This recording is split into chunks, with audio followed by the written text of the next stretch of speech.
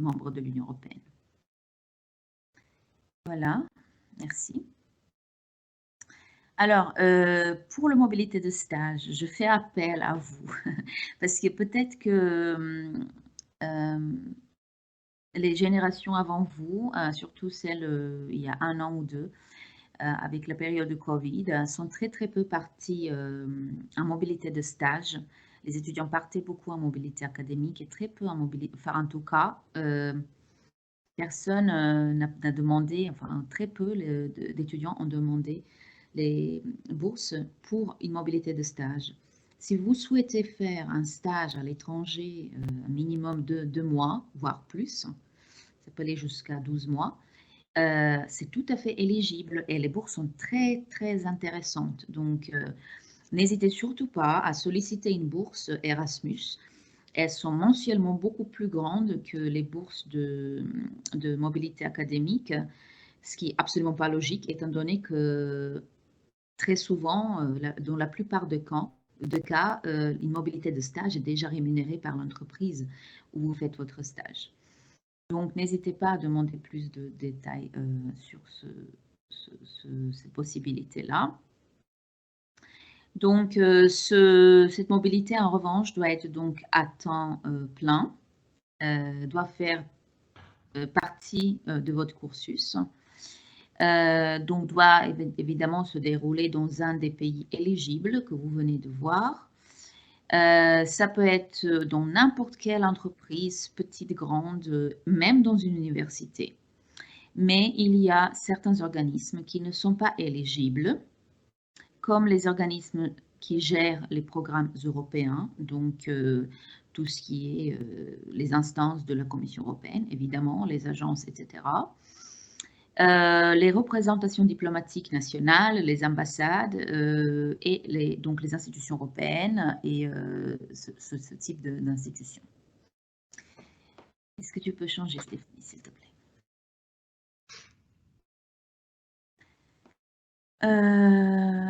Donc, pour une mobilité pour la durée, durée minimale pour une mobilité académique, c'est 3 mois. Mobilité minimale pour un stage, c'est 2 mois et maximum 12 mois, sans interruption pour une et l'autre mobilité. Je vous ai également parlé d'une mobilité mixte. Ça veut dire quoi? Ça veut dire que vous pouvez opter peut-être de partir faire une mobilité d'études, 4 mois, un semestre, donc un semestre, et enchaîner par une mobilité de stage. Et du coup, les deux sont éligibles pour une bourse Erasmus. Il y a quelqu'un qui pose la question. Il y a European Space Agency sur Mobility Online. Je ne sais pas ce que c'est European Space Agency. Mobility Online, vous avez trouvé que les universités ou les établissements où vous pouvez faire les mobilités académiques. Malheureusement, je suis désolée, mais je ne peux pas te répondre à cette question. European Space Agency, je ne sais pas dans quel contexte ça figure sur la plateforme. Il va falloir que je vois avec notre chef de projet. C'est marrant. Je ne sais pas, Stéphanie, ça te dit quelque chose, toi, European Space Agency? Non, non, pas du tout. Je ne sais pas ce que c'est. En tout cas, ce n'est pas un de nos partenaires Non. universitaires pour faire une mobilité d'études, donc ça, c'est pas possible, déjà un. Et deux, quand vous faites une mobilité de stage, ce n'est pas sur Mobility Online que vous allez trouver des partenaires. Les entreprises, il faut les trouver par vos soins. Et ensuite, la demande de bourse se fait indépendamment de votre négociation avec l'entreprise. Donc, la liste des entreprises où vous voulez faire des mobilités de stage ne se trouve pas sur la plateforme Mobility Online. Il faut voir avec le bureau de stage de Télécom Sud Paris. Ils ont certainement une liste d'entreprises où les étudiants qui étaient avant vous sont partis déjà à un stage que vous pouvez consulter. Et ensuite, une fois que vous avez la convention de stage signée, c'est par contre la seule condition pour pouvoir, pour moi, demander Une bourse parce que ce qu'on va vous demander, à part quelques documents administratifs, comme par exemple l'attestation d'assurance, votre RIB, je vais surtout vous demander une convention de stage signée. Voilà, donc ça c'est la première chose que vous devez avoir pour demander une bourse pour mobilité de stage. Voilà, merci Stéphanie. Merci beaucoup. Donc pour l'instant, ça c'est encore l'ancienne programmation qui s'arrête donc environ 1 an, mais elle est toujours valable. Quel est le montant? Je sais que c'est très important pour les étudiants. Donc, en fonction de type de pays, ça veut dire quoi? Ça veut dire qu'il y a 3 groupes. Il y a des groupes où le coût de vie est beaucoup plus élevé que dans d'autres pays. Donc, dans le groupe 1, comme vous pouvez le voir par exemple à Danemark, Finlande, Luxembourg, Norvège, Suède ou Royaume-Uni, c'est presque plus éligible. Le coût de vie est très élevé et il n'est absolument pas le même comme par exemple en Croatie, en Hongrie ou d'autres pays qui sont par exemple dans le groupe 3 ou le groupe 2 où il y a France, Espagne, Italie, etc. Ça veut dire que du coup, si vous partez par exemple au Danemark, pour une mobilité d'études, vous allez toucher alors, attendez, parce que là, je vois. Oui, 270 €. Là, les montants qui sont affichés, c'est une fourchette qui est proposée par la Commission européenne. Mais Télécom Sud Paris a décidé de se tenir à la fourchette la plus basse pour pouvoir faire profiter plus d'étudiants possible. Donc, si vous partez au Danemark, donc c'est 270 € par mois. En Allemagne, par exemple, un groupe de 220 et si vous partez dans un des pays de groupe 3, ça va être 170 € par mois. En revanche, si vous partez en mobilité de stage, il faut ajouter une prime de 150 € à ces montants-là par rapport au pays. Du coup, en Danemark, si vous partez faire le stage dans une entreprise, vous allez toucher 420 €. Si vous partez en Allemagne, 370 et si vous partez, je ne sais pas, en Pologne, 320 €. Voilà. Merci Stéphanie de changer de page. Alors, qu'est-ce qu'on va vous demander? Comme je viens de le dire, tout se passe sur la plateforme Mobility Online.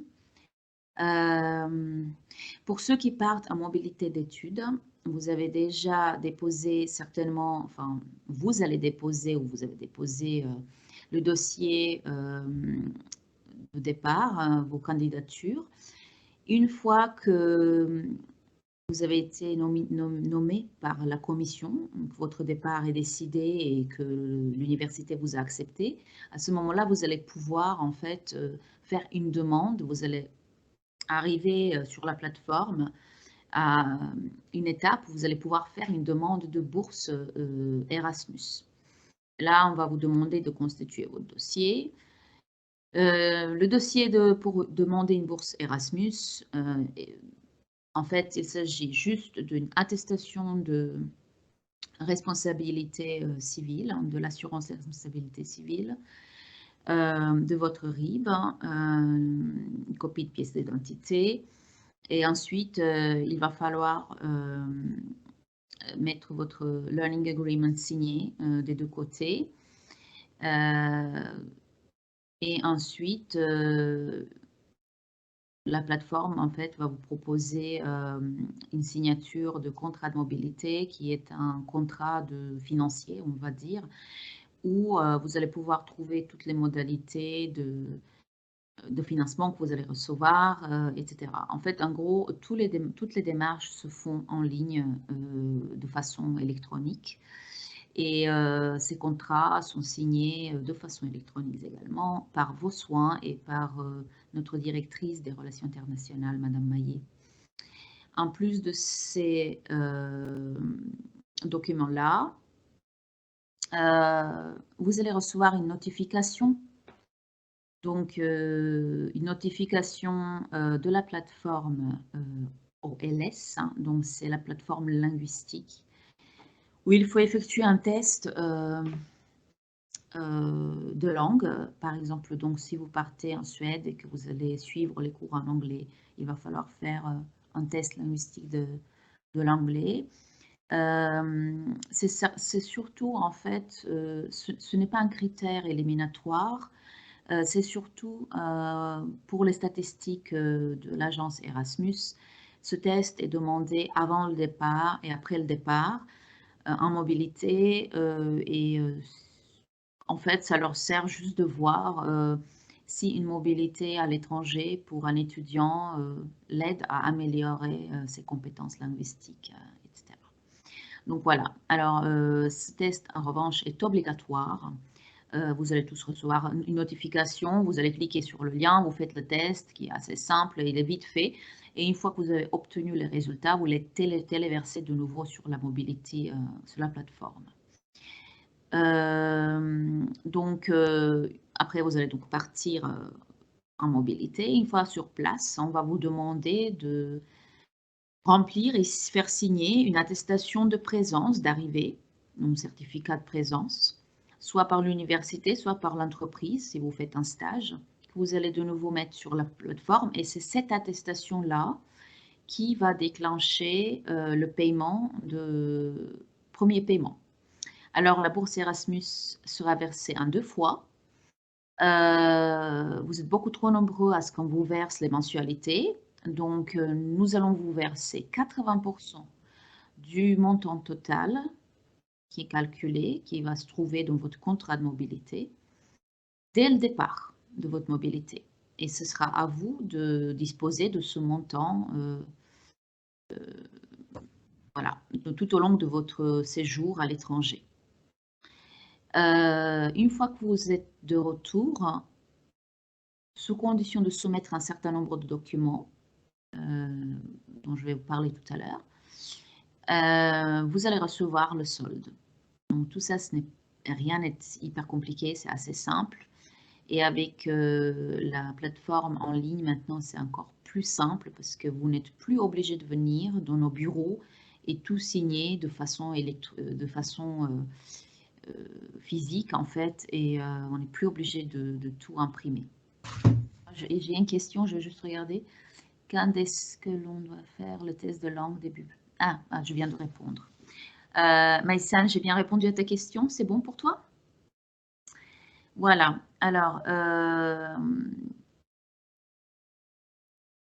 au retour, donc, il va falloir soumettre un deuxième test de langue et donc de nouveau, vous allez recevoir une notification parce que en fait, sur la plateforme qui est liée à d'autres plateformes avec l'agence, il y a vos dates de départ et vos dates de retour. Donc, ce sont des notifications qui sont par rapport à vos dates gérées automatiquement. C'est pour ça que vous recevez des notifications automatiquement. Elles sont générées automatiquement par la plateforme. Donc, surveillez quand même, votre adresse mail de Télécom Sud Paris parce que c'est celle-là, c'est cette adresse mail qu'on rentre nous sur toutes ces plateformes. C'est là où vous allez recevoir les différentes notifications. En plus de ça, vous allez recevoir dès le lendemain de votre dernier jour de mobilité une nouvelle notification, de nouveau générée automatiquement par une plateforme de l'agence Erasmus, qui vous demande un rapport Erasmus. Ce n'est pas vraiment un rapport, c'est un questionnaire qui de nouveau leur sert, eux, pour faire leurs statistiques. En gros, c'est une espèce de formulaire de satisfaction, en fait, en gros. Voilà, c'est très simple à faire, ça se fait en 10 minutes. En plus de ça, pour une mobilité académique, on va vous demander le relevé de notes, évidemment, et une attestation de fin de mobilité. Tout cela va déclencher à la fin le versement des 20% restants de la bourse Erasmus. Donc, vous avez bien compris, les 20%, vous allez les recevoir une fois que vous êtes déjà rentré en France. Voilà, donc ça, c'est la procédure d'obtention de la bourse Erasmus. Je viens justement. Donc, les conditions du paiement de la bourse, je viens de l'expliquer. Il y a un acompte de 80%. Donc, pourquoi 15 jours après l'attestation d'arrivée? Parce que Télécom Sud Paris est une institution publique. Notre comptabilité est longue.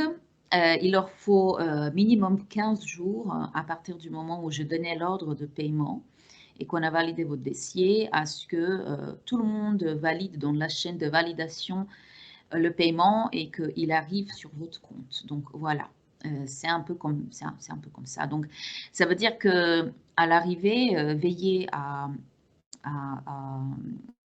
faire signer votre attestation d'arrivée le plus tôt possible pour obtenir votre bourse plus tôt possible. Maïsan, vous pouvez poser la question quand est-ce que nous allons recevoir la test de langue? Ah, en fait, normalement, c'est avant votre départ. Alors ça, malheureusement, je ne peux pas vous dire si ça va être une semaine avant votre départ, 2 semaines, 3 semaines. En fait, c'est moi qui gère tout ça et je le fais quand je m'aperçois que vous avez vous avez fait une demande de bourse. Des fois, je ne fais pas que ça, donc je fais tout un tas de choses évidemment. Il peut se passer après votre demande de bourse 2-3 semaines et que j'attends qu'il y a plus d'étudiants qui font la demande et après je vous inscris sur la plateforme OLS de façon groupée et notifications partent à ce moment-là. Donc, si vous voyez, par exemple, évidemment, l'erreur est humaine et si vous voyez que une semaine avant votre départ, vous n'avez toujours pas reçu la notification OLS, c'est de ma faute parce que je n'ai pas fait ce qu'il fallait. Donc, envoyez-moi un petit mail pour me dire je n'ai pas reçu ma notification, pouvez-vous m'enregistrer sur la plateforme? Je le fais de suite. Voilà. Alors, ok. Alors, je vous ai parlé, je ne sais pas si, bon, en même temps, si vous avez vraiment fait attention. Donc, le programme Erasmus, les bourses Erasmus fonctionnent par programmation, par tranche de 7 ans. Là, en 2022, c'est la dernière année de l'ancienne programmation. On rentre depuis en fait 2021 déjà dans une nouvelle programmation de 7 ans. Il y a quelques changements. Alors, ça, c'est une bonne nouvelle pour vous. Les changements est suivant. L'agence Erasmus a ouvert d'autres pays et pas que les pays candidats à l'Union européenne ou les pays membres de l'Union européenne en tant qu'éligibles pour obtention de bourse. Pour l'instant, nous avons fait bénéficier 2 étudiants d'une bourse Erasmus qui sont partis ce semestre-là, un au Canada et l'autre en Corée. Malheureusement, ce n'est pas un très très grand montant, il représente 20% du financement total global de la bourse que Télécom reçoit. En gros, qu'est-ce que ça veut dire? Ça veut dire que sur les 3 ans, nous allons pouvoir faire partir 6 ou 7 étudiants au maximum. Donc, selon le calcul que nous avons fait, on peut faire partir 1 ou 2 étudiants par semestre. Donc, au semestre prochain, septembre, 2 nouveaux étudiants pourront bénéficier d'une bourse Erasmus pour leur mobilité en dehors de l'Europe.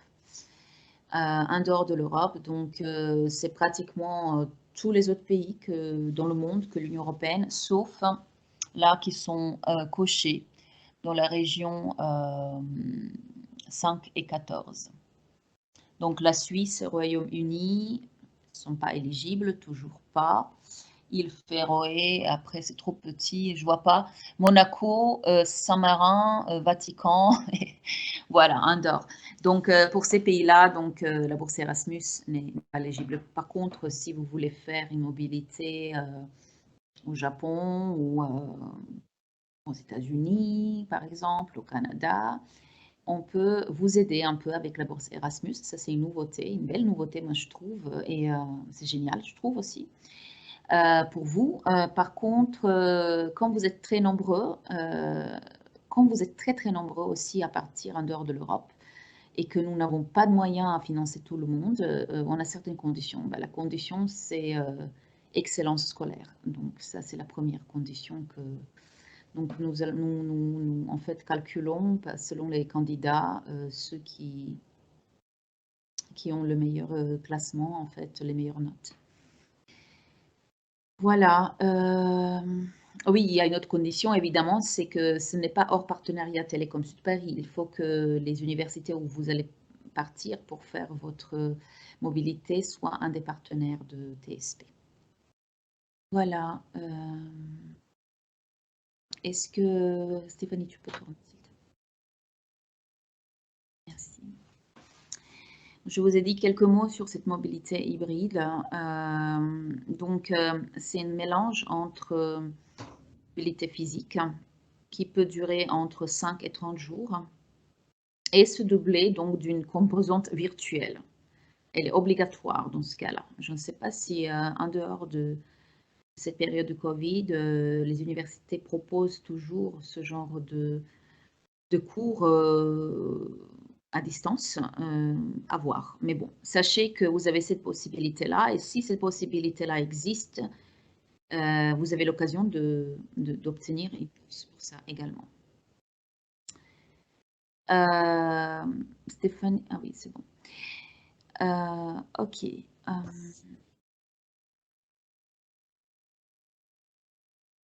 Donc là, c'est de nouveau toute nouvelle programmation. Les montants dont je vous ai parlé tout à l'heure ont changé également. Donc, pour l'instant, je ne vais pas rentrer en détail sur combien, parce que c'est assez complexe. Donc, ils ont tout changé. Et de toute façon, si vous partez au semestre prochain, vous n'allez peut-être pas être complètement concerné par ces nouveautés-là, donc parce que nous avons toujours des financements de l'ancienne programmation dont je vous ai parlé tout à l'heure. Donc, pour l'instant, je vais m'arrêter là. Je ne vais pas rentrer en détail parce que ça va durer beaucoup trop longtemps, parce que c'est vraiment, vraiment assez complexe.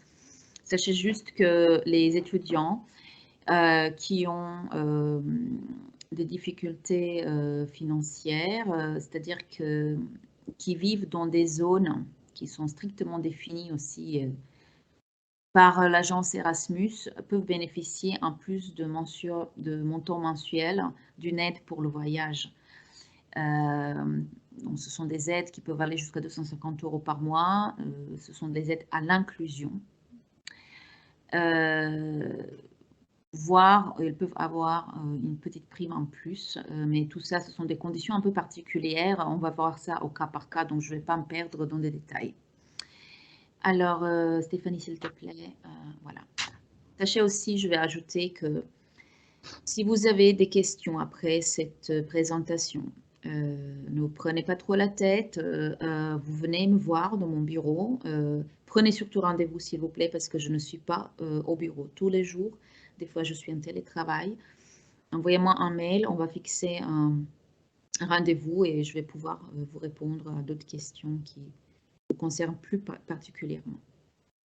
Alors, on passe maintenant à des bourses qu'on appelle Erami, que je vous ai dit, ce sont des bourses Erasmus un peu particulières. Pourquoi? Parce que ce sont des bourses très, très intéressantes. Le montant n'a rien à voir avec avec une bourse classique. Donc, ce sont des bourses, vous pouvez voir maintenant sur la présentation, qui peuvent aller jusqu'à 750 € par mois. Et on vous paye aussi le billet d'avion. Voilà, mais malheureusement, on n'en a pas pour énormément de pays. Pour l'instant, les pays que nous avons, c'est la Russie et la Chine. Nous avons eu un projet à Guatemala qui s'est terminé, donc pour l'instant, malheureusement, on n'a plus de ce financement-là. Et nous sommes également en train de monter des projets pour le Pérou, l'Égypte et le Venezuela. On espère peut-être obtenir les financements. Si c'est le cas, à partir du semestre prochain, vous allez avoir également la possibilité d'opter pour partir en mobilité dans ces pays-là. Voilà, alors pour la Chine, je vais juste préciser que bon, il y a une mobilité, là, c'est affiché 1 an, montant 9 900 € pour 1 an, avec les billets aller-retour inclus. Il n'y a pas beaucoup d'étudiants qui partiraient 1 an en Chine. Du coup, on s'est dit qu'on pouvait faire bénéficier des étudiants pour un semestre. Si vous êtes intéressés, n'hésitez pas. Donc, c'est quand même intéressant pour un semestre, 4 950 €, ce n'est pas rien. Alors, comment candidater? Il faut voir avec moi directement. Je vais vous adresser les contacts des enseignants-chercheurs qui sont responsables de ces programmes et vous allez voir avec eux. En fait, c'est eux qui sélectionnent les étudiants. Voilà, merci s'il te plaît, voilà, Stéphanie. On arrive à cette aide à la mobilité internationale des étudiants, la bourse AMI. Donc, je vais être honnête avec vous. Nous avons touché pour 3 ans d'Erasmus plus de 100 000 € sur une aide de mobilité internationale. Ça va être ridicule. Nous avons touché 6 900 €, donc rien à voir. Ce qui veut dire que l'année dernière, il y a seulement 4 étudiants qui ont pu bénéficier de cette aide. Malheureusement, voilà, la région Île-de-France n'a pas peut-être les mêmes possibilités de financement que l'agence Erasmus, que la Commission européenne. Mais bon, c'est déjà quelque chose. Pourquoi? Parce que ça peut vraiment aider certains étudiants qui ont les difficultés à partir à l'étranger, qui ont plus de difficultés. Et surtout les étudiants qui veulent partir en dehors de l'Europe. Donc, comme nous n'avons pas énormément de financement, nous privilégions les étudiants qui partent en dehors de l'Europe et qui partent pour une mobilité longue. Nous appelons une mobilité longue, une mobilité d'un semestre par exemple, ou une mobilité double diplôme. Voilà. Est-ce que tu peux, s'il te plaît, Stéphanie, les conditions pour avoir cette bourse? Donc, elle doit être une mobilité qui doit être effectuée à l'étranger, soit l'étude, soit les stages. Une année, nous avons eu un étudiant qui est parti pour un semestre à Singapour pour un stage. Donc, ce n'était pas une mobilité d'études et il a pu bénéficier de cette bourse. Alors, là où ça coince un peu, c'est que cette bourse a une condition, précondition, on va dire, c'est que le quotient familial ne doit pas dépasser 19 190 €. Donc, pour voir si vous rentrez dans la case, il va falloir fournir le dernier avis d'impôt de votre famille, soit de vos parents, soit votre propre avis d'impôt si vous travaillez et si vous arrivez en fait à déclarer vos impôts. Et donc ça, ce sont des conditions déjà de la région Île-de-France. Et si ces conditions ne sont pas réunies, malheureusement, la commission Télécom Sud Paris, qui choisit les étudiants, ne va pas pouvoir statuer. Alors, ça concerne les étudiants qui partent, déjà éligibles à partir du 1er juillet. Donc, les 2 dernières années, avec la situation de Covid, tout ça, ça a été décalé. C'était un peu confus, la situation était très confuse. D'habitude, au mois de mars, on savait déjà de quel financement on disposait. Là, l'année dernière, on a attendu, en juillet, on ne savait toujours pas si on avait un financement ou pas. C'est très, très compliqué à gérer. Cette année, j'ai l'impression que ça va être le même cas, parce que la région Île-de-France nous a annoncé que l'appel à candidature va se passer 2 mois après le mois de mars, donc seulement au mois d'avril ou au mois de mai. Donc malheureusement, j'espère pouvoir faire bénéficier certains étudiants déjà à partir du mois de septembre l'année prochaine. On verra bien, je vous tiendrai au courant en tout cas. Voilà. Alors, juste pour vous dire que cette bourse AMI, nous faisons un appel à candidature. Donc, vous allez surveiller vos mails, vous allez recevoir une information sur vos adresses mail de Télécom Sud Paris. Et à ce moment-là, tout va être précisé. On va vous dire de quelle date à quelle date vous pouvez postuler, ce qu'on attend de vous comme dossier, qui est aussi assez simple finalement en fait. Donc un avis d'imposition, une pièce d'identité, un RIB, le formulaire qui est assez simple de demande, qui est assez simple à fournir, et également les copies de livret de famille. Et par contre, c'est pas une bourse qui est donnée tout de suite parce que vous avez déposé un dossier, parce que nous avons pas mal de demandes et nous n'avons pas énormément de financement. Donc nous avons une commission qui statue en fonction de différents critères de sélection qui seront les étudiants qui pourront bénéficier de cela. Mais n'hésitez surtout pas, malgré tout, même si c'est un peu plus difficile d'obtenir cette bourse ou que les conditions sont un peu particulières, n'hésitez pas quand même à déposer vos dossiers. Merci Stéphanie, s'il te plaît. Voilà, je viens de le dire en fait, voilà, c'est... je pense que tu peux sauter là, je viens de le dire. Alors le montant, il peut aller, il est imposé par la région Île-de-France, minimum c'est 250, maximum c'est 450 € par mois. Donc, comme nous n'avons pas un grand financement et que nous souhaitons faire bénéficier au plus grand nombre, ben, souvent ça tourne plutôt autour de 250 € que 450. Voilà. Merci de passer l'autre page. Alors, quels sont les autres financements possibles? Bah, comme il y en a, vous voyez, dans la région Île-de-France, mais ça, c'est un financement qui est géré par l'établissement. Vous avez d'autres possibilités dans d'autres régions. Je sais qu'il y a d'autres régions qui donnent des aides à la mobilité, des bourses aux étudiants. Donc, si vous venez d'une autre région, essayez de voir dans ces régions-là. Il n'y a pas longtemps, ce mois-ci d'ailleurs, un de vos collègues étudiants est venu me voir pour lui signer des documents parce qu'il avait demandé une bourse à la région de Normandie, je crois. Donc, allez sur les sites web des différents régions ou conseils régional ou votre mairie ou enfin peu importe. Certainement, essayez de vous informer à ces endroits-là. Vous allez retrouver des informations sur les différentes possibilités qu'il y a. Après, peut-être que tu peux tourner la page, Stéphanie. Merci.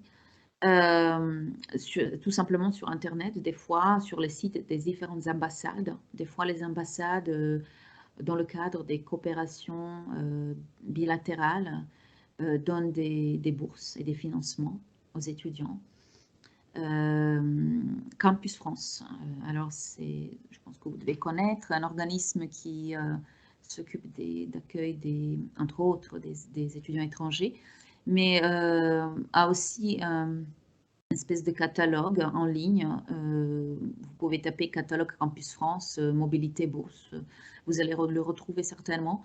Et alors là, sont listés toutes les institutions, des organismes et des bourses qui sont possibles. Donc peut-être que vous allez pouvoir trouver votre bonheur. D'autres types de financement qui n'est peut-être pas celui auquel on pense tout de suite parce qu'effectivement ça a des conséquences après, hein, parce qu'il faut le rembourser. Ce sont des prêts, des crédits après des prêts à taux zéro étudiants. Ou crédit jeune, etc. Mais bon, après, ça dépend effectivement de votre projet personnel, de celui de votre famille. Mais voilà, ça c'est une piste qu'il faut peut-être ne pas négliger non plus. Voilà, merci Stéphanie. Je crois que c'est... Ah non, il en reste d'autres. Ah oui, ça c'est voilà, ça c'est le site de catalogue de Campus France. Je crois que c'est une ancienne... ou peut-être même, ça a été mis à jour récemment, donc peut-être que le visuel n'est plus le même, mais en gros, vous trouverez ça sur le site web de Campus France, ce genre d'informations. Je crois que c'est la dernière. Voilà. Bon, les informations sur toutes ces informations peuvent être retrouvées sur l'espace Moodle, qui, j'avoue, n'est pas forcément à jour. Donc, si vous cliquez sur certains liens qui vous mènent nulle part, bah, revenez vers moi. Demandez-moi les infos, je vous donnerai des infos que je peux. Le mieux, c'est souvent de vraiment de participer à ces points rencontres parce qu'il y a pas mal d'informations qui sont données. Nous, ça nous évite à répondre à chaque étudiant individuellement. Ça ne veut pas dire que vous ne pouvez pas venir nous voir, évidemment, et poser vos questions. Et voilà. Je crois que c'est tout. Voilà. Maintenant, merci pour votre attention. Si vous avez des questions, n'hésitez pas. Vous pouvez les poser par écrit ou voir un oral, comme vous voulez.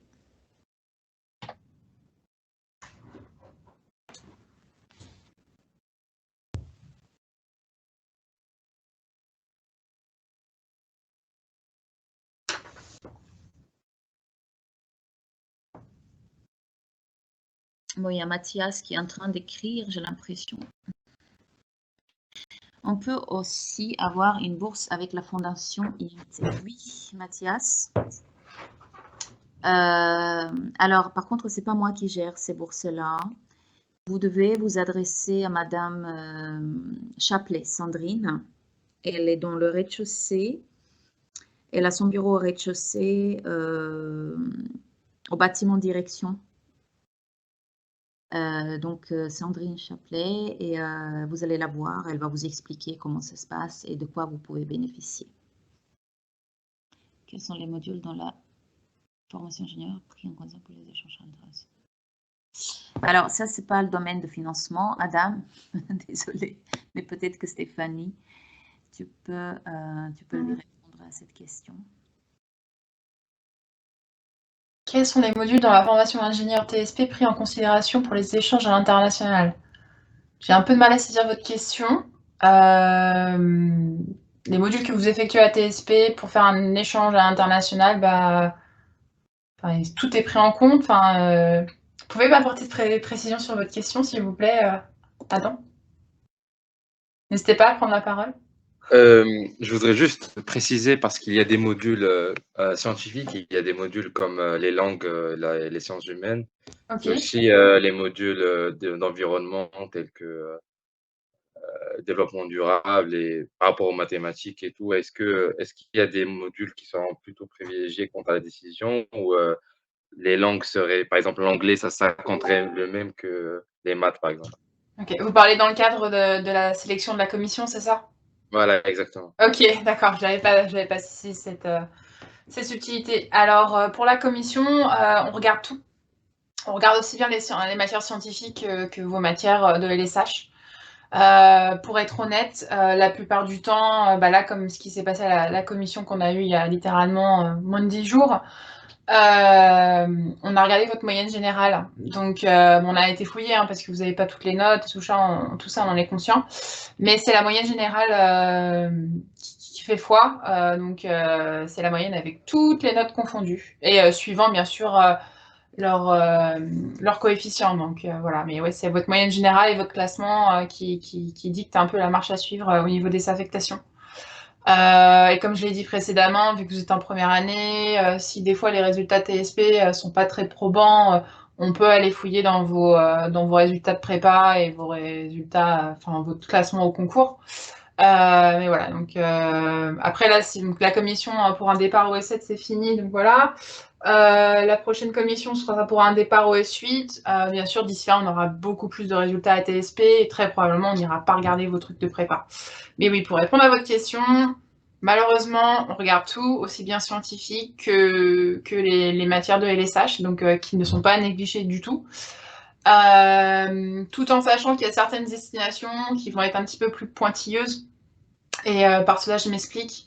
Par exemple, les destinations, je ne sais pas moi, oui, le Japon, l'Allemagne, on parle de la TOUM, on parle de au Corée de la KAIST ou SNU, voilà, des destinations à dire qui sont lourdes, qui sont d'excellence. Et dans ce cas-là, on va peut-être payer encore plus attention, dans ce cas-là, à vos résultats dans les matières scientifiques, surtout si vous me dites, je sais pas moi, je vais faire du machine learning ou je vais me concentrer sur l'intelligence artificielle. Et ben là, la commission, je sais que la direction de la formation va vouloir explicitement aller regarder vos résultats vos résultats dans ces matières-là pour voir si on peut se permettre de vous envoyer sans vous mettre en difficulté ou pas. Donc voilà pour répondre à votre question. Enfin, j'espère que j'ai répondu à votre question.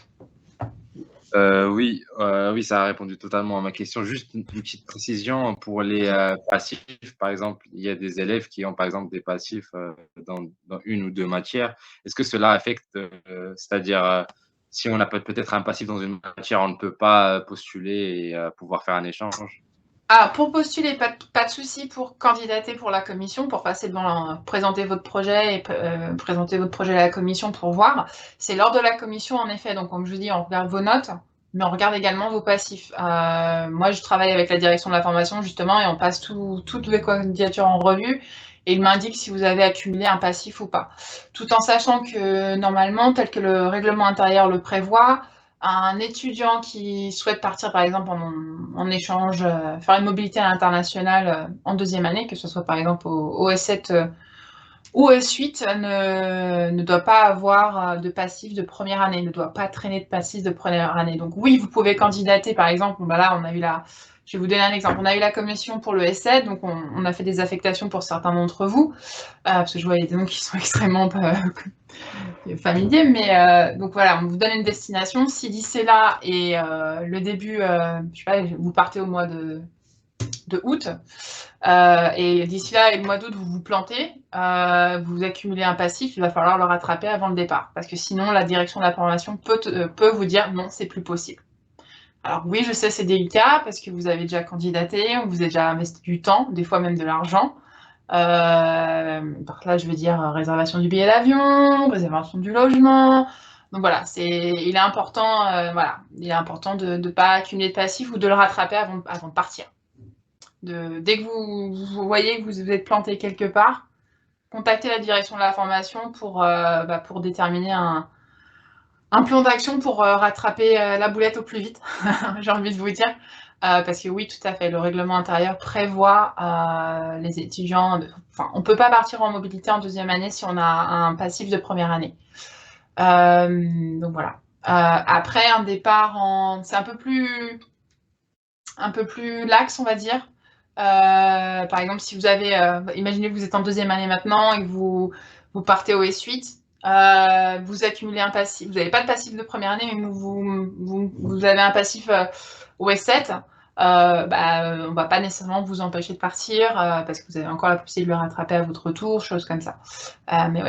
Pour un départ au S7, il ne faut pas de passif de première année. Mais ça, nous, on ne peut pas le savoir nécessairement avant la fin de l'année, en fait. Donc, voilà. Merci beaucoup. Non, pas de souci. Natacha, je crois que la prochaine question, c'est pour toi. Oui, j'ai vu Maïssa pour les bourses aux étudiants étrangers Erasmus.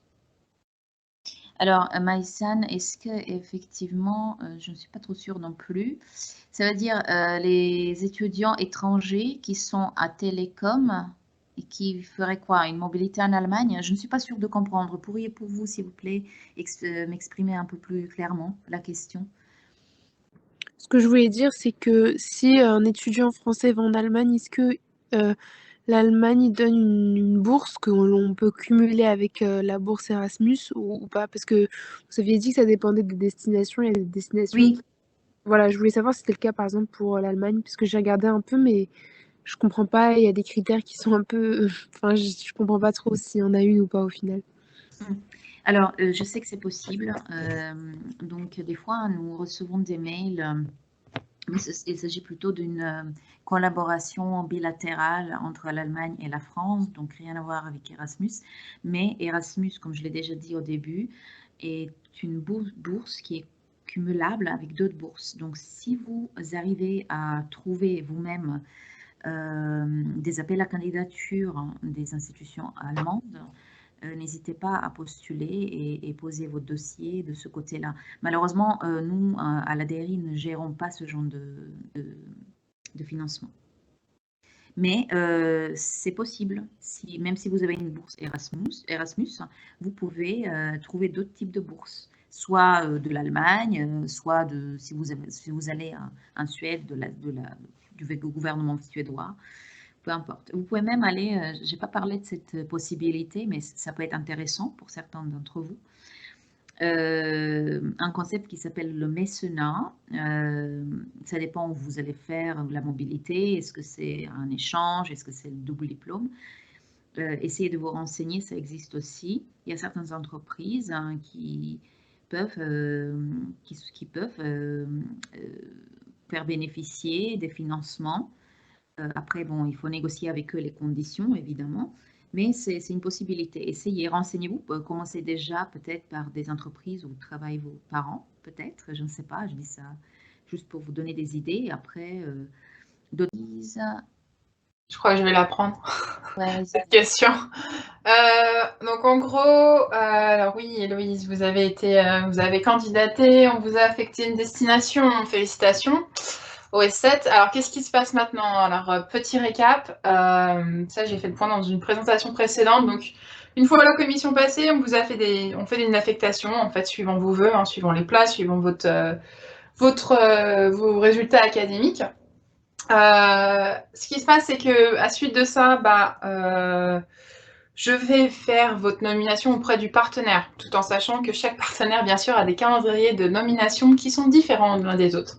Par exemple, le Canada, la nomination a été effectuée il y a déjà une semaine, donc voilà, c'est déjà fermé. Il y a d'autres destinations où les nominations ne vont pas se faire avant 2 semaines, 3 semaines, 1 mois même. Il y a des destinations qui ouvrent assez tard.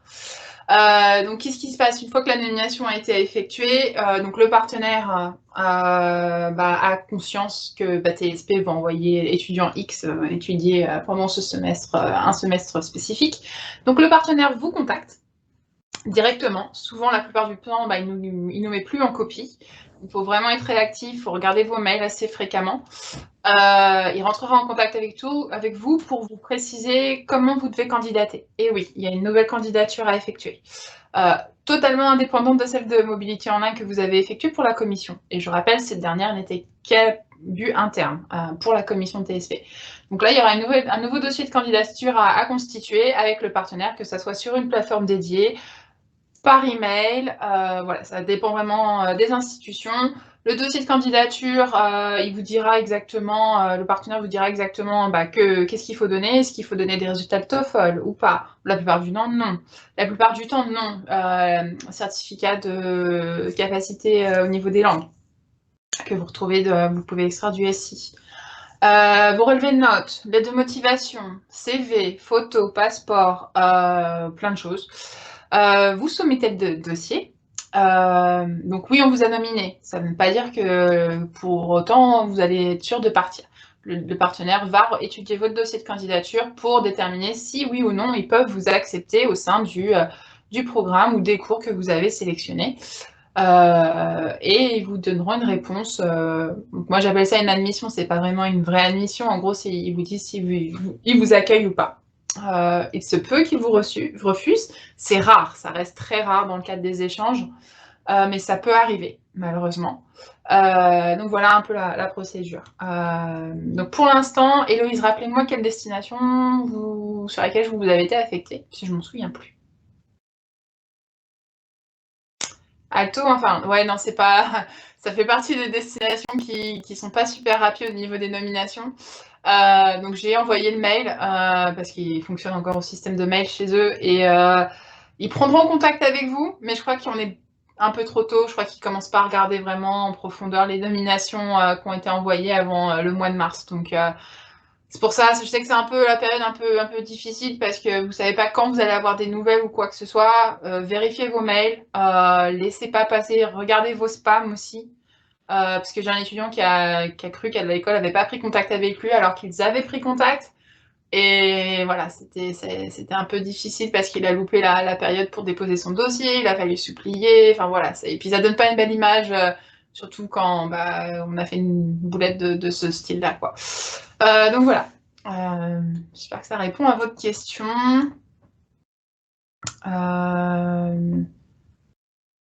Est-ce que je prends la suivante si tu veux, Natacha, c'est pour le logement à l'étranger. Alors, on vous aide? Oui et non, j'ai envie de vous dire. Ça fait un peu partie de l'aventure de partir à l'étranger. Faut être très autonome. Alors souvent les partenaires, dans le cadre des échanges, ont des logements étudiants dans lesquels ils peuvent vous accueillir, donc c'est souvent intégré dans toutes les infos qui vont vous envoyer une fois que vous avez été nominé par TSP. Vous indiquez où les étudiants étrangers vivent, ce genre de choses, avec des prix, comment réserver, choses comme ça. Donc ils vous prennent, la plupart vous prennent pas mal par la main. Cependant, il y a certaines destinations qui sont plus, on va dire, au cœur des centres-villes. Ils n'ont pas nécessairement les logements adaptés. Et dans ce cas-là, ils vous donneront des pistes pour trouver un logement. Il y a certaines mêmes écoles qui vous proposent d'aller habiter chez... ils ont un réseau d'habitants où voilà, vous pouvez aller habiter chez eux, en famille. J'ai des étudiants qui ont choisi la possibilité de faire du Airbnb. Attention, faites attention là-dessus. Plus de 90% des cas, on va dire, ça reste des logements étudiants sur le campus. Donc voilà. Mais non, on ne va pas vous prendre par la main, vous aider à regarder. Voilà, ça fait partie de l'aventure de faire une mobilité académique ou même une mobilité professionnelle dans le cadre d'un stage à l'étranger. Places réservées peuvent être réservées. Normalement, les partenaires, oui, réservent un nombre de places, comme nous on fait pour accueillir nos étudiants étrangers qui viennent à étudier à TSP. On a un deal avec la Méselle où ils nous réservent un nombre de places chaque année pour nous assurer qu'on puisse accueillir les étudiants étrangers. Donc c'est le même principe chez les partenaires. Voilà, mais c'est le partenaire qui voit avec son réseau de résidence. Mais TSP n'intervient pas de ce côté-là.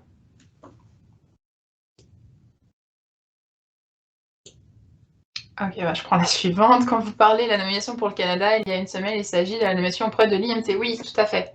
Vous avez bien suivi. Ouais. IMT, toutes les destinations au Canada font partie du groupe IMT. Donc oui, vous avez été nominé, pas auprès du partenaire, mais auprès de l'IMT. Et on attend les résultats qui devraient tomber dans pas très longtemps. Et je vous tiendrai bien sûr au courant si votre candidature a été retenue par le comité IMT. Dans ce cas-là, vous serez nominé directement chez le partenaire à la suite de ça. Il faut faire preuve de patience.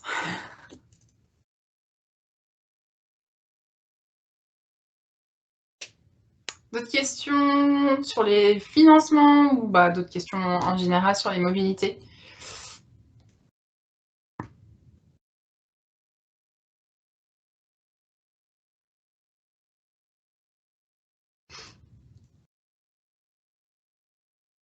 N'hésitez pas à prendre la parole, c'est le moment. Surtout, je vois, il y a des noms super familiers où du coup, vous allez partir en mobilité. Natacha, Madame Pelé, c'est votre point d'information pour tout ce qui est financement, bourse et tout ça.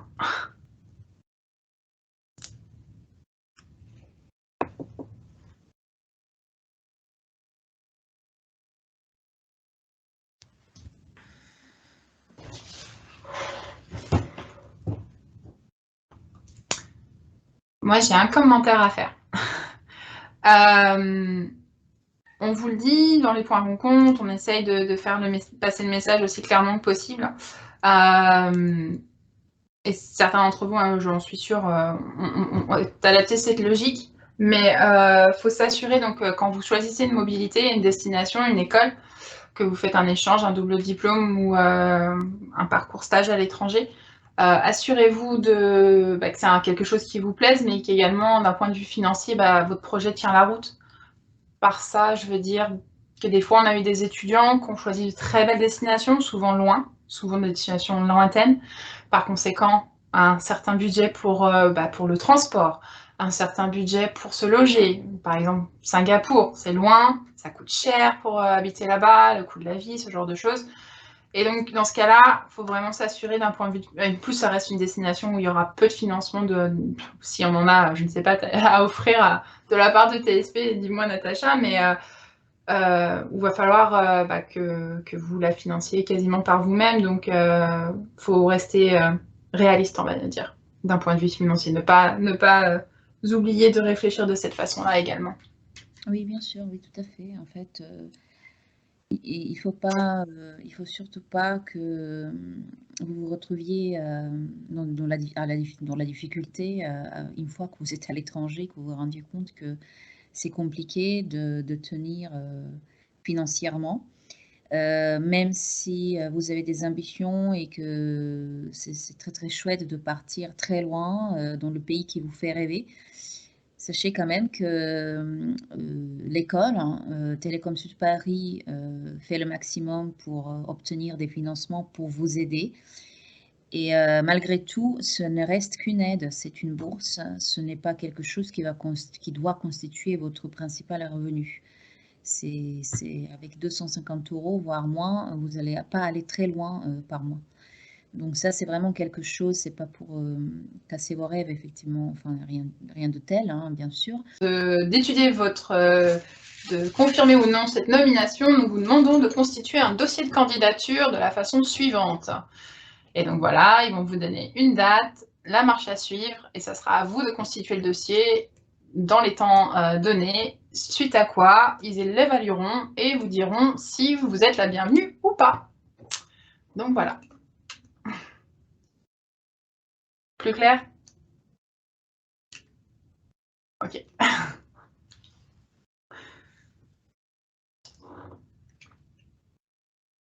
Après, je vais parler, c'est plus simple. oui, allez-y. Du coup, là, on doit juste attendre le mail qui dit qui nous donne les informations pour compléter le dossier, pour candidater directement pour l'université partenaire, c'est ça? C'est ça, Ok. c'est ça. Normalement, là, donc vous avez passé la commission, vous avez dû recevoir un mail disant Ouais. félicitations, vous êtes affecté à tard. Voilà. Vous allez sûrement, si vous ne l'avez pas reçu, vous le recevrez bientôt. Des fois, je suis un peu à la bourre pour valider l'étape dans Mobility Online. Ça ne veut pas dire que je le fais pas, je le fais, mais j'y pense pas de valider l'étape dans le système informatique.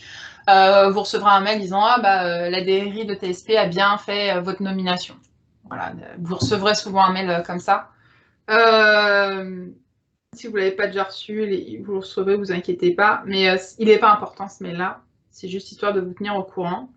Mais ce qui est important, c'est d'être à l'affût du mail du partenaire. Parce que nous, alors déjà, moi, je ne donne pas vos Gmail, vos adresses comme ça. Ça sera toujours l'adresse de TSP.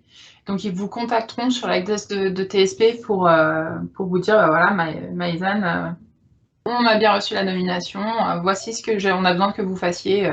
Donc, voilà, pour le dossier. Donc, Et j'ai juste pas entendu le mail d'avant qui est pas important, c'est lequel?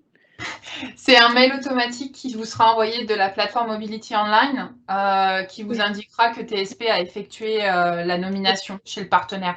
Ok, d'accord. Souvent, je l'ai déjà fait, c'est juste que j'ai oublié de cocher dans le système que je l'ai fait. Donc voilà, des fois, il y a un peu...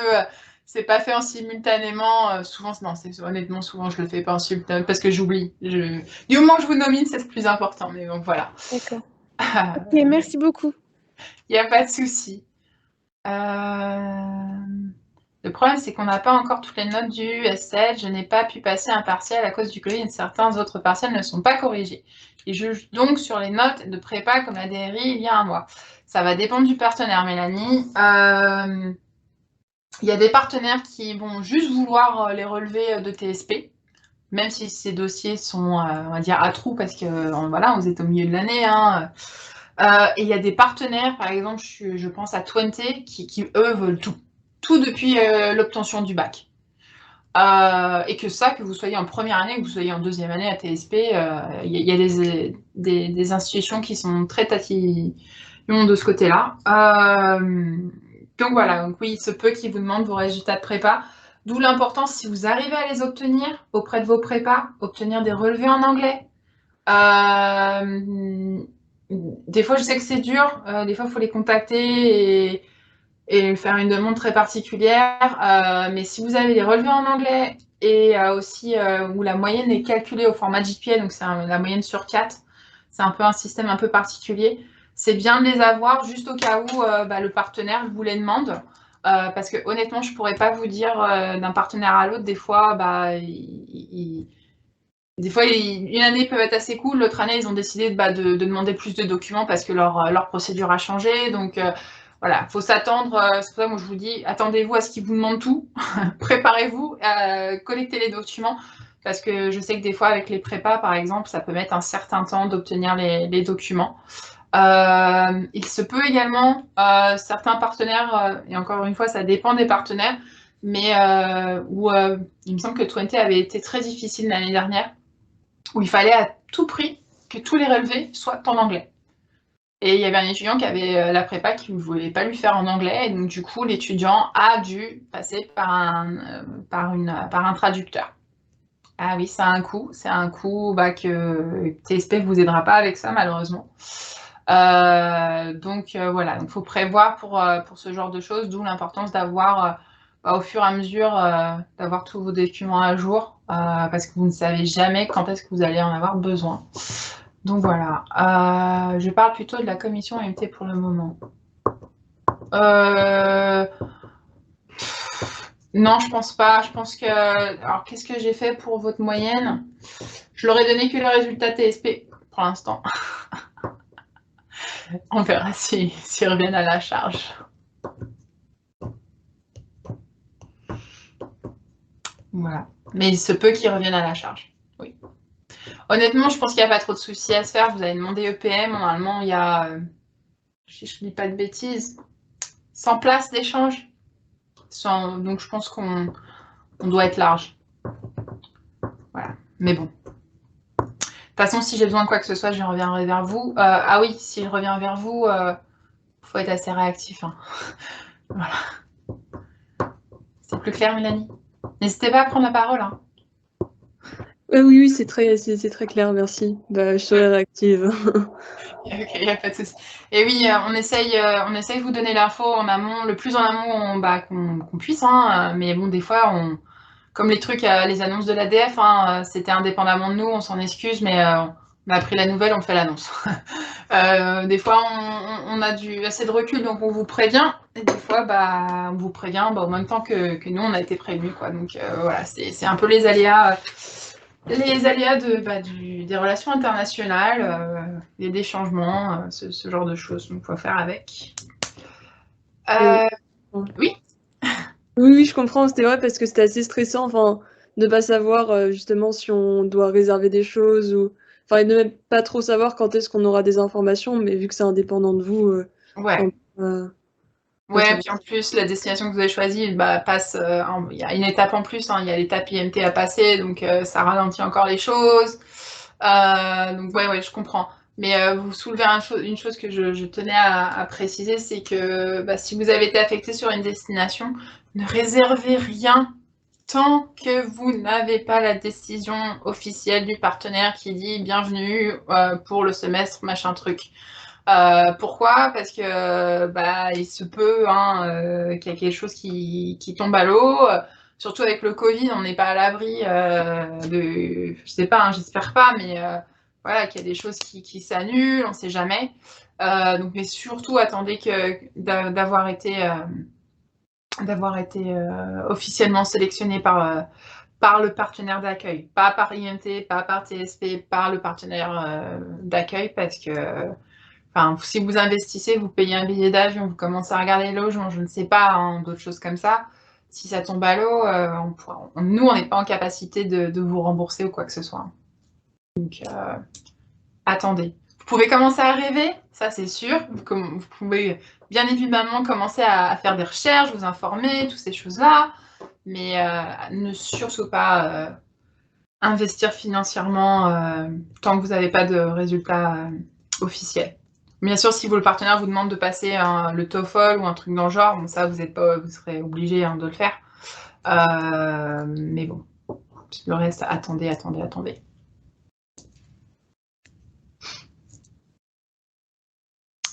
D'autres questions?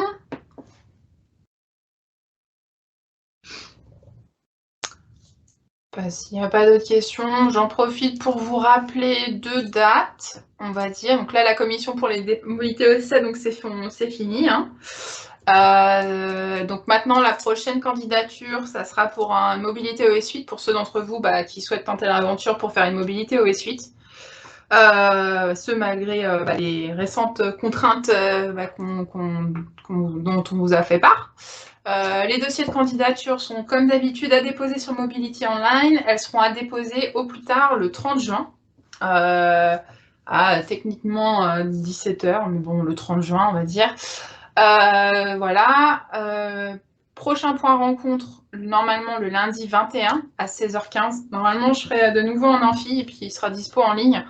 Le sujet qu'on abordera, c'est les doubles diplômes à l'international. Oui, c'est un peu tôt, mais ça peut être un budget conséquent. Et ça peut être, il y a certaines destinations où il faut candidater de bonne heure. Donc voilà. Il se peut que le sujet de la programmation change, parce que normalement aujourd'hui ça ne devait pas être le financement, ça devait être autre chose, mais le présentateur a annulé à la dernière minute, mais je vous tiendrai au courant. Mais voilà, normalement, prochain point en compte le 21 mars à 16h15, amphi 10 ou en ligne. Enfin, venez en amphi, c'est plus sympa des fois de se voir. Je dis ça.